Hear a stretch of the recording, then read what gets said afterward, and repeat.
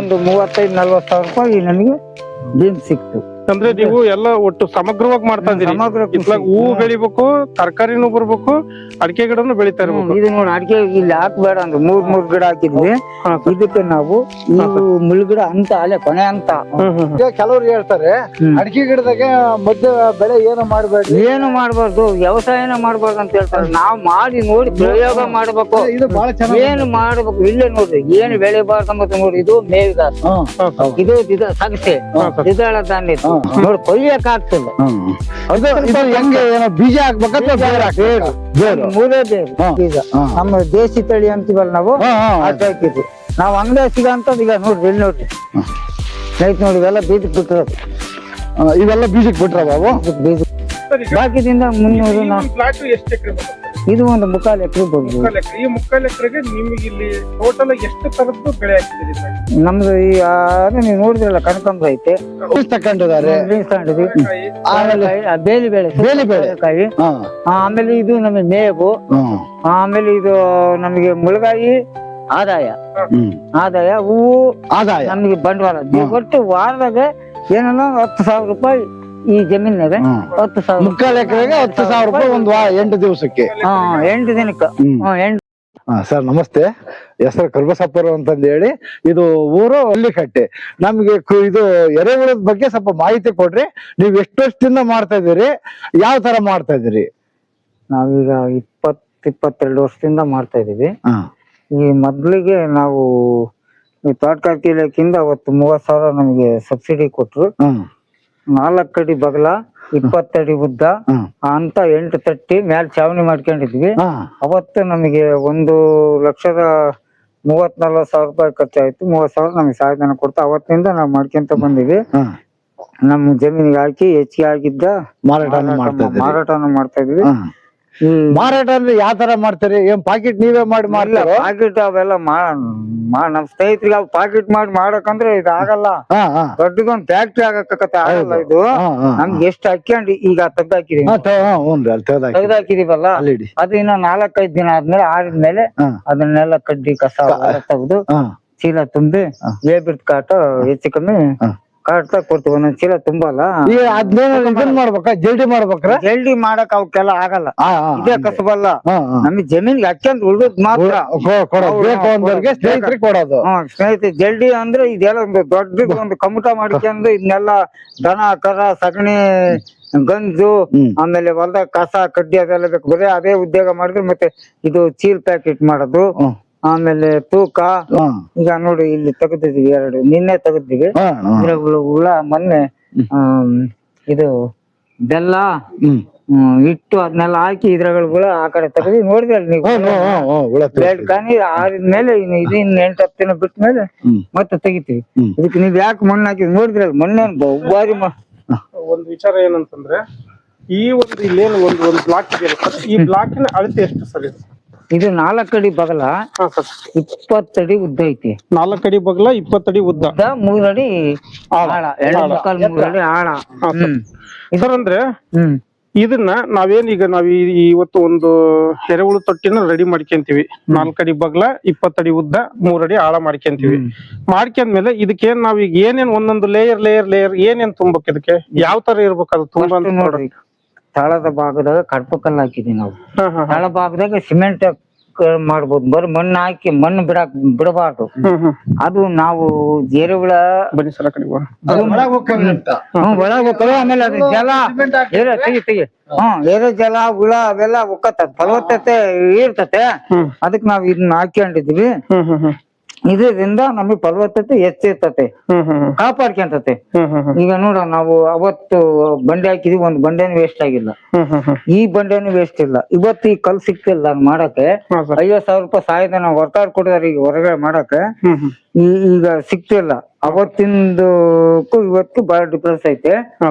ಈ ಗೊಬ್ಬರನ ತಳಗೆ ಫಸ್ಟ್ ಹಿಂಗ ಹಾಕಿ ಕಸ ಕಡ್ಡಿ ನಮ್ ಜಮೀನ ಸಿಕ್ತಕ್ಕಂಥದ್ದು ತ್ಯಾಜ್ಯ ಎಲ್ಲ ಎಲೆ ಅವು ಎಲ್ಲ ಒಟ್ಟು ಒಂದ್ ಸ್ವಲ್ಪ ಅವು ಹೊಸ ಕಡ್ಡಿ ತಂದ್ ಹಾಕಂಗಿಲ್ಲ, ಹಂಗ ಕಡ್ದು ಹಾಕಂಗಿಲ್ಲ. ಕಳ್ಳಿ ಪ್ಲಾಸ್ಟಿಕ್ ಒಂದು ಬಿಟ್ಟು ಎಲ್ಲವೂ ಅಲ್ಲಿ ಕಟ್ಟಿಗೆ ಅವೆಲ್ಲ ಇದಾವಲ್ಲ, ಕಾಲಕ್ರಮೇಣ ಮೆಜ್ಜು ಒಂದ್ ಸ್ವಲ್ಪ 50% ಕೊಳೆ ವ್ಯವಸ್ಥೆ ಬಂದಿರಕೋ ಅವನ್ನ ಹಾಕಿ ಆಮೇಲೆ ಒಂದು ಪೋಗು ಸಗಣಿ ಹಾಕಿ ಮತ್ತೆ ಇದನ್ನ ತೆಗಿಯಾಕಂದ್ರೆ ಈ ಕಡೆ ಹುಳ ಆ ಕಡೆಗೆ ಹಾಕೋದು. ಆಮೇಲೆ ನೀರು 5 ದಿನಕ್ಕೆ 4 ದಿನಕ್ಕೆ ನೀರ್ ಬಿಡ್ತಾ ಇರ್ಬೇಕು. ಎಷ್ಟ್ ಬೇಕಷ್ಟು ನೀರು. ಆಮೇಲೆ ಮತ್ತೆ ಸಗಣಿ ಹಾಕ್ತಿರೋದು ಮತ್ತೆ ಸೆದೆ ಹಾಕ್ತಿರೋದು.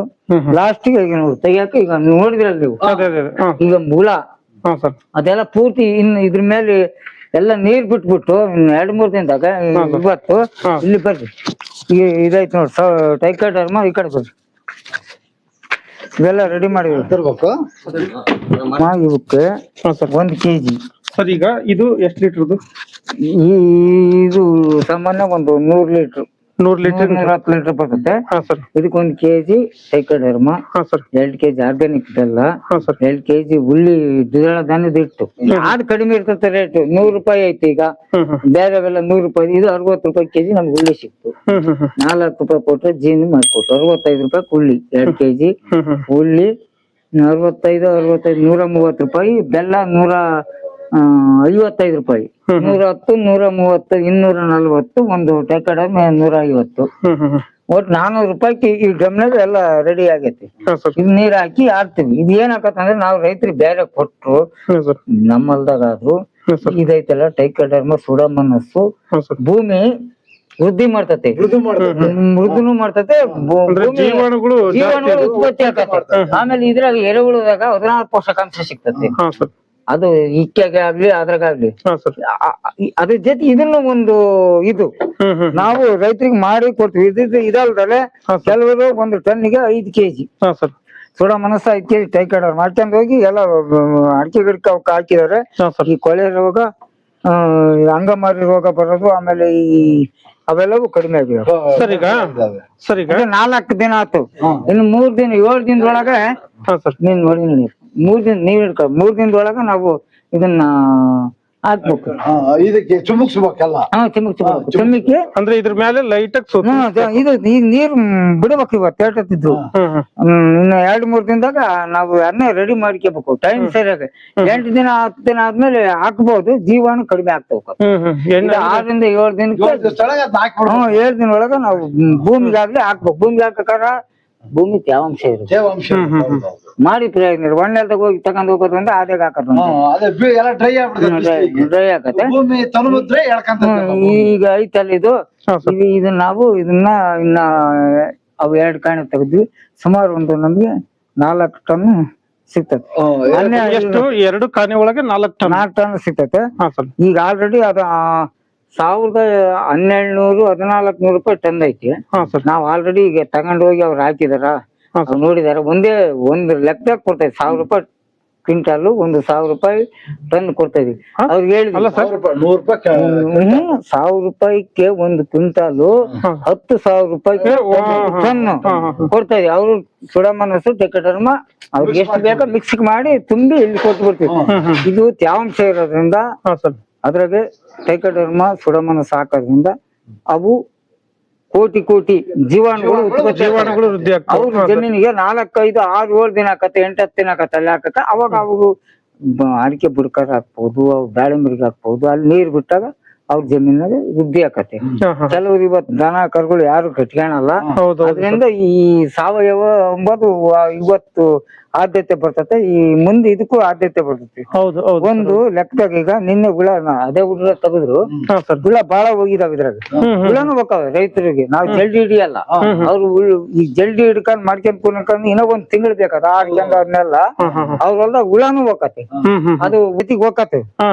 ಅವ್ರ ಜೊತೆಗೆ ಹುಳನು ಕೊಡ್ತೀವಿ ಹೋಗತ್ತೆ. ಅದಕ್ಕೇನ್ ದುಡ್ಡಿಲ್ಲ, ಒಂದೇ ರೇಟ್. ಈಗ ಅವ್ರಿಗೆ ಹೇಳಿದ್ವಿ ಮುಂದಿನ ಜೂನ್ ಜುಲೈಗೆ 1200 ರೂಪಾಯಿ ಅಂತ ರೇಟ್ ಮಾಡಿ ಹೇಳಿರೋದು ಅವ್ರಿಗೆ. 200 ರೂಪಾಯಿ ಕ್ವಿಂಟಾಲ್ಗೆ.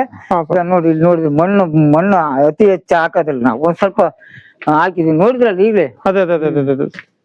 ಸರ್ ಈಗ ಈ ಒಂದು ಏನ್ ಎರೆಹುಳು ಗೊಬ್ಬರನ ಅಡಿಕೆಗೆ ಬಳಸೋದ್ರಿಂದ ಈಗ ಆಲ್ಮೋಸ್ಟ್ ಅಲ್ಲಿ ನೀವು ಇದಕ್ಕೆಲ್ಲ ಅದನ್ನೇ ಸರ್ ಬೆಳೆಸಿರೋದು? ಎಲ್ಲ ನಾವೀಗ 2 ವರ್ಷದ ಬೇಡ ಸರ್ ನಮ್ಮ ಮೊದ್ಲು ಹೋದ್ವಲ್ಲ ದಿಗ್ಗರ್ನಾಗ ಹೊಡೆದು ಎಲ್ಲ 1 kg 1.5 kg ಹಾಕಿ ಹಾಕಿದೀವಿ. ಹಾ ಸರ್. ಇವತ್ತು ಇದು ಒಂದು ಅರ್ಧ ಎಕರೆಗೆ ಜಾಸ್ತಿ, ಹಾ ಸರ್. ಮುಕ್ಕಾಲ್ ಎಕರೆಗೆ ಕಡಿಮೆ ಐತಿ. 450-500 ಗಿಡ ಅಡಿಕೆ ಗಿಡ ಐತಿ. ಅಡಿಕೆ ಗಿಡದಲ್ಲಿ ಹ್ಮ್ ಬದನೆ ಮತ್ತು ಕನಕಾಂಬರ ಮಾಡಿ. ಕನಕಾಂಬರ. ಆಮೇಲೆ ಇದು ಬೀನ್ಸ್ನು ಎಂಡ್ ಆತಿದು. ಇಲ್ಲಿ ನೋಡು, ಇದು ಹೂವು ಕಡಿಮೆ ಇದ್ದಾಗ ಬೀನ್ಸ್ ಇತ್ತು, ಇದು ಎಂಡ್ ಆತು. ಇದು ಒಂದು 35-40 ಸಾವಿರ ರೂಪಾಯಿ ನಮಗೆ ಬೀನ್ಸ್ ಸಿಕ್ತು. ಅಂದ್ರೆ ನೀವು ಎಲ್ಲ ಒಟ್ಟು ಸಮಗ್ರವಾಗಿ ಮಾಡ್ತಾ ಇದೀರಿ. ಸಮಗ್ರ ಕೃಷಿ. ಇತ್ಲಾಗ ಹೂವು ಬೆಳಿಬೇಕು, ತರಕಾರಿನೂ ಬರ್ಬೇಕು, ಅಡಿಕೆ ಗಿಡನು ಬೆಳಿತಾ ಇರ್ಬೇಕು. ಇದು ನೋಡಿ, ಅಡಿಕೆ ಇಲ್ಲಿ ಹಾಕ್ಬೇಡ ಅಂದ್ರೆ 3 ಗಿಡ ಹಾಕಿದ್ವಿ. ಇದಕ್ಕೆ ನಾವು ಇವು ಮುಳ್ಗಿಡ ಅಂತ ಅಲ್ಲೇ ಕೊನೆ ಅಂತ ಚಿಗುರು ಬರ್ತತಿ. ಇದಕ್ಕೆ ಏನ್ ಮಾಡಿ ಟೈಕೋಡರ್ಮ, ಎರೆಹುಳ ಗೊಬ್ಬರ ಇವು ಇಷ್ಟಿಷ್ಟು ಒಂದು 1/4 kg ಗಿಡಕ್ಕೆ ಹಾಕಿ ದಿಂಡಿ ಎಳ್ದಷ್ಟೇ. ಈಗೆಲ್ಲ ಔಷಧಿಗಳು ಹೊಡ್ಕಂತ ಬಂದ್ವಿ. ಲಾಸ್ಟ್ ಇನ್ನ ಈಗ ಕೆಲವ್ರು ಹೇಳ್ತಾರೆ ಅಡಿಕೆ ಗಿಡದಾಗ ಮಧ್ಯ ಬೆಳೆ ಏನು ಮಾಡ್ಬೇಡ್ರಿ, ಏನು ಮಾಡ್ಬಾರ್ದು, ವ್ಯವಸಾಯನ ಮಾಡ್ಬಾರ್ದು ಅಂತ ಹೇಳ್ತಾರೆ. ನಾವ್ ಮಾಡಿ ನೋಡಿ ಪ್ರಯೋಗ ಮಾಡ್ಬೇಕು. ಇದು ಬಹಳ ಚೆನ್ನಾಗಿ ಏನು ಮಾಡ್ಬೇಕು, ಇಲ್ಲೇ ನೋಡ್ರಿ ಏನು ಬೆಳಿಬಾರ್ದು ಅಂಬತ್ತು ನೋಡಿ. ಇದು ಮೇವಿಗಾಸ, ಇದು ಸಗಸೆ, ದ್ವಿದಳ ಧಾನ್ಯ. ಇದ್ರದ್ದ ತಪ್ಪಲು ನಾವು ದನಿಗೆ ಹಾಕತ್ತೆ. ಆಮೇಲೆ ಇದ್ರ ಕಡ್ಡಿನೆಲ್ಲ ಎರೆಹುಳದಾಗ ಹಾಕ್ತಿವಿ. ಇದ್ರ ಬೇರೆ ಐತಲ್ಲ, ಇದು ಸಾರಜನಕ, ರಂಜಕ, ಪೊಟಾಸು ಎಳ್ದು ಇನ್ನೊಂದ್ ಬೆಳೆ ಕೂಡ ಶಕ್ತಿ ಐತಿ. ಇದು ವಾತಾವರಣದ ವೀರ್ಯಾಂಶ ಎಳ್ಕೊಂಡು ಈ ಬೆಳೆ ಕೂಡ ಶಕ್ತಿ ಇದಕ್ಕೈತಿ. ನಾವ್ ಯಾವ್ದು ಹಾಕ್ಬಾರ್ದು, ಏನ್ ಮಾಡ್ಬೇಕಂಬುದು ಹಿಂದೆ ಯಜಮಾನರು ಮಾಡಿದಾರಲ್ಲ ಅದನ್ನ ಪಾಲಿಸ್ಕೊಂಡು ಹೋಗ್ಬೇಕು. ಇದೇ ಜಾಲಿ ಮರ ಹಾಕಿ ನಾವಿಲ್ಲಿ ಕನಕಾಂಬರ ಬೆಳೆಯಕ್ ಆಗಲ್ಲ. 1400 ಗಿಡ ಇತ್ತ.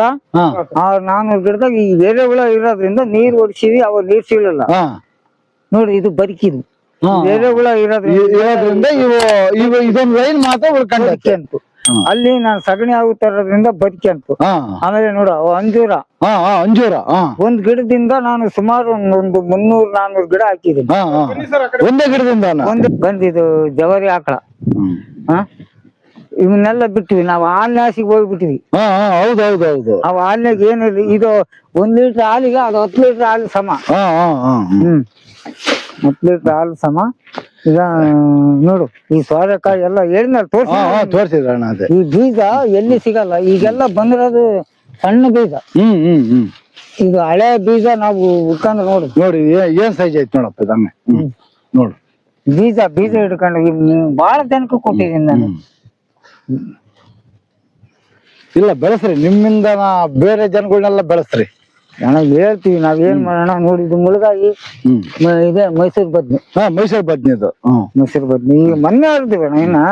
ಇದು ಕನಕಾಂಬರ. ಸರ್ ಈಗ ಮೈಸೂರು ಬದ್ನೆ ಮತ್ತೆ ಇದ್ರ ಟೋಟಲ್ ಎಷ್ಟು ವೆರೈಟಿ ಅದ ಸರ್? ಮೈಸೂರು ಗಿಡದಿಂದ ಗಿಡ 3-4 ಗಿಡ ಹಾಕಿದ್ವಿ 2 ವರ್ಷ ಗಿಡದಾಗ ಮೈಸೂರು ಬದ್ನೆ. ಇಲ್ಲಿ ಮೊದ್ಲು ನಾವ್ ಅಡಿಕೆ ಗಿಡ ಹಾಕೋದ್ಕಿಂತ ಮುಂಚೆ ಕನಕಾಂಬರ ಹಾಕಿ. ಆಮೇಲೆ ಇದು ಸಗಸೆ, ಅದು ಮೇವಿಗೆ ಕುರಿ ಸಾಕಕ್ಕೂ ಅಂತ ಮಾಡಿದ್ವಿ, ಆಗ್ಲಿಲ್ಲ. ಇನ್ನೇ ನಾವು ಹಸು ಆಕಳಿಗೆ ಎಮ್ಮಿಗೆ ಹಾಕ್ತಿವಿ. ಆಮೇಲೆ ಇದು ಬೀನ್ಸ್ ಬೆಳೆದಿದ್ವಿ. ಬೀನ್ಸ್ ಇದಕ್ಕೆ ವೈರ್ ಹಾಕಿ ಅದನ್ನ ಬೆಳೆದ್ವಿ. ಏನು ಪ್ರಾಬ್ಲಮ್ ಆಗಲ್ಲ ನಮ್ಗೆ. ಸ್ವಲ್ಪ ಸಾಧಾರಣ ಇಳುವರಿ ಸಿಕ್ತು. ಕನಕಾಂಬರ ಈಗ ವಾರ ಒಂದು 6 kg 7 kg ಸಿಗ್ತತೆ. ಈಗ ಶಿವರಾತ್ರಿ ಹಬ್ಬ 800, 1000, 600 ಹೋದ್ರು. ಬಾಕಿದಿಂದ 300. ಇದು ಒಂದು 3/4 ಎಕರೆ ಬರ್ಬೋದು. ಈ 3/4 ಎಕರೆಗೆ ನಿಮಗೆ ಇಲ್ಲಿ ಟೋಟಲ್ ಎಷ್ಟು ತರದ್ದು ಬೆಳೆ ಹಾಕಿದ್ರಿ? ನಮ್ದು ಅದೇ ನೀವು ನೋಡಿದ್ರಲ್ಲ, ಕನಕಾಂಬರ ಬದ್ನೆ ಐತಿ, ಮೈಸೂರು ಬದ್ನೆ ಐತಿ. ಆಮೇಲೆ ಬೀನ್ಸ್ ತಕೊಂಡಿದ್ದಾರೆ. ಬೀನ್ಸ್ ತಗೊಂಡಿದ್ವಿ. ಬೇಲಿ ಬೆಳೆಕಾಯಿ. ಆಮೇಲೆ ಇದು ನಮಗೆ ಮೇವು. ಆಮೇಲೆ ಇದು ನಮಗೆ ಮುಳುಗಾಯಿ ಆದಾಯ. ಹೂವು ಆದಾಯ ನಮ್ಗೆ ಬಂಡವಾಳ. ಒಟ್ಟು ವಾರದಾಗ ಏನನ್ನ 10,000 ರೂಪಾಯಿ ಈ ಜಮೀನಾಗ. 10,000. 3/4 ಎಕರೆಗೆ 10,000 ರೂಪಾಯಿ ಒಂದು 8 ದಿವಸಕ್ಕೆ. 8 ದಿನಕ್ಕೆ 8ರಿಂದ 10,000 ರೂಪಾಯಿ ನಮಗೆ ಡೈಲಿ. ಗೊಬ್ಬರ ಎಲ್ಲ ನೀವೇ ರೆಡಿ ಮಾಡಿ? ನಾವೇ. ಅವ್ರದ್ದೇನು ಓನು. ಈ ಒಂದು ಸಂಚಿಕೆಯನ್ನ ನೋಡ್ತಾರಂತ ರೈತರಿಗೆ ನಿಮ್ಮ ಕಡೆಯಿಂದ ಒಂದು ಏನೊಂದು ಸಜೆಷನ್ ಹೇಳಕ್ ಇಷ್ಟಪಡ್ತೀನಿ. ನಾವೇನಿಲ್ಲ, ನಾವು ಮೊದ್ಲು ಮಾಡಿದಂತ ಯಜಮಾನ್ರು ಏನ್ ದನಿ ಗೊಬ್ಬರ ಅವತ್ತಿತ್ತಲ್ಲ, ದನಿ ಗೊಬ್ಬರ ದನ ಕಟ್ಕೊಂತಿದ್ರು. ಮೇವು ಬೆಳೆ ಹಾಕೊಂಡು ಈ ಜವಾರಿ ದನಗಳನ್ನೆಲ್ಲ ಕಟ್ಕೊಂಡು ಮೊಸರು, ಮಜ್ಜಿಗೆ, ಹಾಲು ಎಲ್ಲ ಒಳ್ಳೆ ನಾವು ಊಟ ಮಾಡಿ ಆಮೇಲೆ ನಮ್ಮ ದೇಶಿ ತಳಿಗಳು ರಾಗಿ, ಜೋಳ, ನವಣೆ, ಸಾವೆ ಏನ್ ಬೆಳಿತಿದ್ರು ಅವಕ್ಕೆಲ್ಲ ಆದ್ಯತೆ ಬಂದತ್ತೆ. ಈಗ ಈ ಹಸುವಿನ ಸಗಣಿ ಗಂಜಲದಿಂದ ಬೇಕಾದಷ್ಟು ಗೊಬ್ಬರಗಳು ಭೂಮಿ ಫಲವತ್ತತೆ ಆಕತೆ. ಸರ್ಕಾರಿ ಗೊಬ್ಬರ ಹಾಕ್ಬೇಡ್ರಿ ಅಂತ ಹೇಳ್ತಾ ಇದ್ರು. ಕಡಿಮೆ ಮಾಡ್ರಿ. ಅದೇ ಅದೇ ಅನಿವಾರ್ಯ ಆಗ್ಲೇಬೇಕು. ನಮ್ಮ ಗೊಬ್ಬರನ ಬೆಳೆಸ್ಕೊಂಡು ನಮ್ಮಲ್ಲಿ ಇರ್ತಕ್ಕಂಥದನ್ನೇ ಉಪಯೋಗಿಸ್ಕೊಂಡು ಆದಷ್ಟು ಸರ್ಕಾರಿ ಗೊಬ್ಬರನ ನೀವು ಕಮ್ಮಿ ಮಾಡ್ಕೊಂತ ಬರ್ರಿ ಅಂತ ಹೌದು. ಈಗ ಇದು ಸರ್ಕಾರಿ ಕೆಮಿಕಲ್ ಏನು ಯೂರಿಯಾ, DAP, ಪೊಟಾಸ್ ಸಿಗ್ತಿವಲ್ಲ ತರ್ತೀವಲ್ಲ ನಮ್ಮ ದೇಶದ ಹೌದು. ಯಾವ ಪ್ರಧಾನಿ ಮಂತ್ರಿ ಬಂದ್ರು ಯಾವ ಮಂತ್ರಿ ಬಂದ್ರು ಏನ್ ಮಾಡಕ ಅವ್ರು ಹೇಳಿದಕ್ಕೆ ನಾವ್ ತರಬೇಕು. ನಮ್ಮ ದೇಶದ ಫ್ಯಾಕ್ಟ್ರಿ, ನಮ್ ನೀರು, ನಮ್ ಕರೆಂಟ್, ನಮ್ಮ ಜನ, ನಮ್ಮ ಜಾಗ, ಅವ್ರು ಹೇಳಿದಟ್ಟು ತಗೊಂಡು ತಂದು ಮಾಡಿ ನಾವು ಹಾಕಬೇಕು. ನಮ್ಗೆ ಬಹಳ ಡಿಮ್ಯಾಂಡ್ ಆಕತ್ತದ ಹೊರದೇಶದ ಅದು ಹಾಕೋದ್ರಿಂದ ಭೂಮಿನೂ ಹಾಳಾಕತೆ, ಬೆಳೆನೂ ಹಾಳಾಕತೆ, ನಾವು ಜನನೂ ಜನ ಕಾಯಿಲೆ ಕಸ ಬಂದು ಹಾಳಾಗುತ್ತಿದ್ದು. ನಮ್ ದೇಶಿ ತಳಿಗಳನ್ನ ಹಸು ಇಂಥವೆಲ್ಲ ಸಗಣಿ, ಗಂಜಲ, ಎರೆಗೊಬ್ಬರ, ಎರೆಜಲ ಇಂಥವೆಲ್ಲ ಮಾಡ್ಕೊಂಡು ನಾವ್ ಬೆಳಿಬಹುದು ಅಂತ. ಗೊಬ್ಬರ, ಕೋಳಿ ಗೊಬ್ಬರ, ಇಂಥವೆಲ್ಲ ಕುರಿ ಗೊಬ್ಬರ, ಇಂಥವೆಲ್ಲ ಮಸ್ತ್ ಬೇಕಾದ ಔಷಧಗಳು. ಅದಕ್ಕೆ ಇವಕ್ಕೆಲ್ಲ ಕಾಲ ಅವಕಾಶ ಟೈಮ್ ಬೇಕು. ನಮ್ಗೆ ಇಲ್ಲೇ ತನಕ ಸಮಗ್ರ ಮಾಹಿತಿ ಬಗ್ಗೆ ಅಂದ್ರೆ ಸಮಗ್ರ ಬೆಳೆ ಬಗ್ಗೆ ಎಲ್ಲಾ ಮಾಹಿತಿ ಕೊಟ್ರೆ ನಿಮ್ಗೆ ಧನ್ಯವಾದಗಳು. ಒಳ್ಳೇದ. ರೈತರೆಲ್ಲ ನಾವ್ ಮಾಡಿರೋಂಥದ್ದು ನೋಡ್ಕೊಂಡು ಇನ್ನೂ ಹೆಚ್ಚಿನ ರೈತರು ಮಾಡ್ಕೊಳ್ಳಿ. ನಮ್ ಕೈಲಿ ಆದ ಸಹಾಯ ನಾನು ಅವ್ರಿಗೆ ಮಾಡ್ತೇನೆ. ಮಾಡ್ತೇವ್ರಿ. ನಮಸ್ಕಾರ.